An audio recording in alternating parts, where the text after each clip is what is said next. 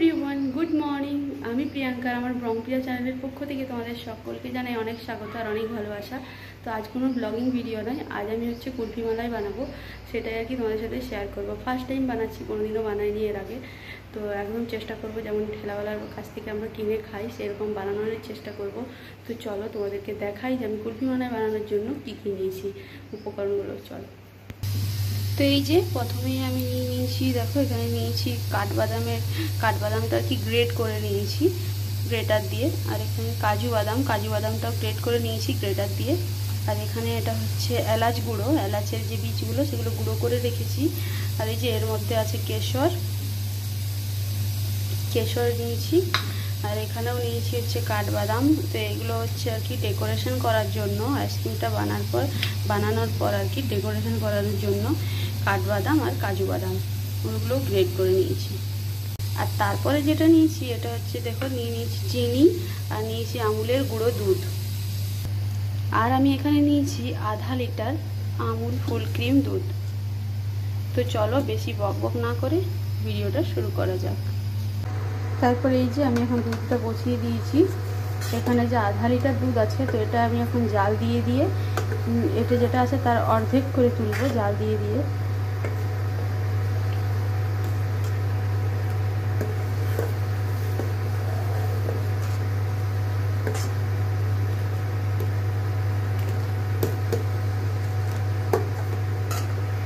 আর এই পর্যায়ে দুধটা ফুটতে ফুটতে আমি দিয়ে দেবো হচ্ছে এখানে এলাচের গুঁড়ো, আর তার সাথে দিয়ে দেবো কেশরও।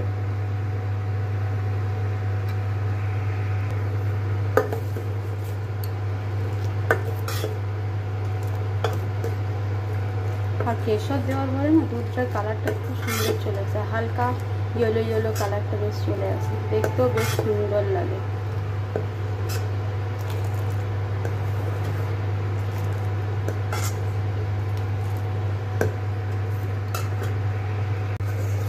আর এখন আমি একটুখানি দুধ তুলে আর কি গুঁড়ো দুধের মধ্যে দিয়ে দেবো দুধটা গলার জন্য।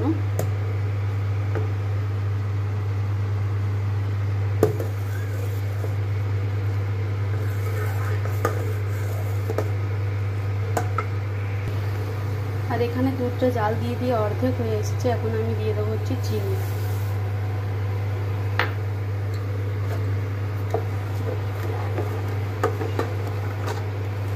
আন্দাজ মতো চিনি দিয়ে দিলাম।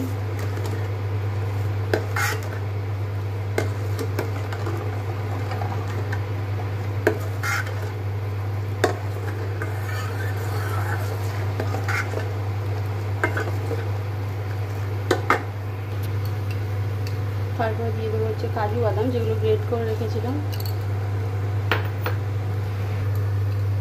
আর তারপরে দিব হচ্ছে কাঠবাদামটা গ্রেট করে রেখেছিলাম।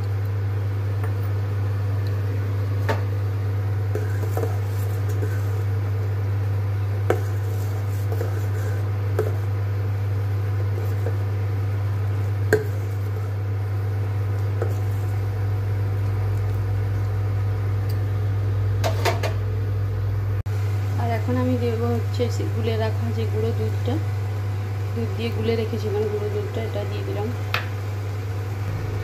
আর এই পর্যায়ে কিন্তু ভালো করে নাড়াচাড়া করতে হবে, কারণ তলে লেগে যাওয়ার একটা ভয় থাকে এই টাইমে।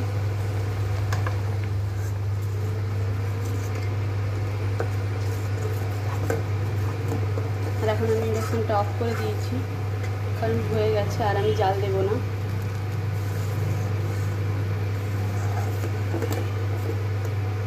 আর এই যে এটা কড়াই থেকে বাটিতে ঢেলে আমি ঠান্ডা করতে দিয়েছিলাম, বেশ অনেকক্ষণ হলো, এটা ঠান্ডাও হয়ে গেছে অনেকটাই, হালকা একটু গরম আছে। আর এখন আমি এটা ফ্রিজে জমতে দেব। আর এই যে ছোট ছোট গ্লাসগুলো এগুলোর মধ্যে জমতে দেবো। তো চলো, গ্লাসগুলো নিয়ে নিয়েছি। আর এর মধ্যে এখন আস্তে আস্তে করে আমি এই যে মিশ্রণটা এটা ঢেলে দেবো। হালকা একটু গরম আছে।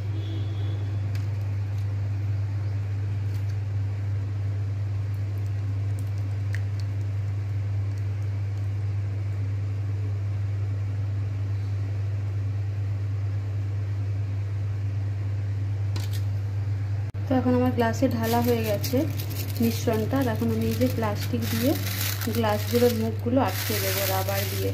আর এই রাবারগুলো আমি নিয়ে নিয়েছি, কারণ যে সরু সরু রাবারগুলো হয় সেগুলো এখন আমি আর কি খুঁজে পাচ্ছি না। একবারই নতুন রাবার, তো এগুলোই নিয়েছি। এখন এগুলো এই যে প্লাস্টিক দিয়ে আর এই রাবারটা দিয়ে আটকে দেবো।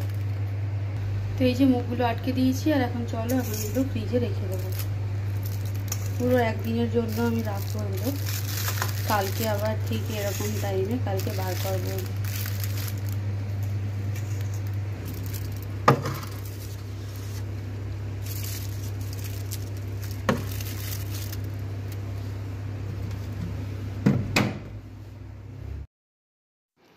তো এটা হচ্ছে পরের দিন। আমি এখন কুলফিগুলো বার করবো, আর চলো দেখবো কতটা জমেছে, আর তোমাদেরকেও দেখাবো। যদিও বা আমি রাতে একবার দেখেছিলাম খুলে যে ঠিকঠাক জমছে কি না, তখন অনেকটাই জমে গেছিলো। তো এখন এগুলো খুলে দেখবো আর তোমাদেরকেও দেখাবো কীরকম জমেছে। সত্যি কথা বলতে কি বন্ধুরা, জানো তো, খুব সুন্দর জমেছিল, আর খেতে এতটা সুন্দর টেস্ট হয়েছিল। নিজে বানিয়েছি বলে বলবো না, খেতে কিন্তু খুবই টেস্ট হয়েছিল। তোমরা একবার বানিয়ে দেখো বাড়িতে, খেতে খুবই টেস্টি হয়। আর এই যে এখন আমি খুলবো, আর প্রচণ্ড গরম তো এদিকে, ওই জন্য একটু মানে খুলতে খুলতে আর কি গলে গেছিলো গ্লাসের থেকে বার করতে। তো যার জন্য একটু গলা গলা লাগছিলো দেখতে, সাইড থেকে আর কি গলে গলে পড়ছিলো।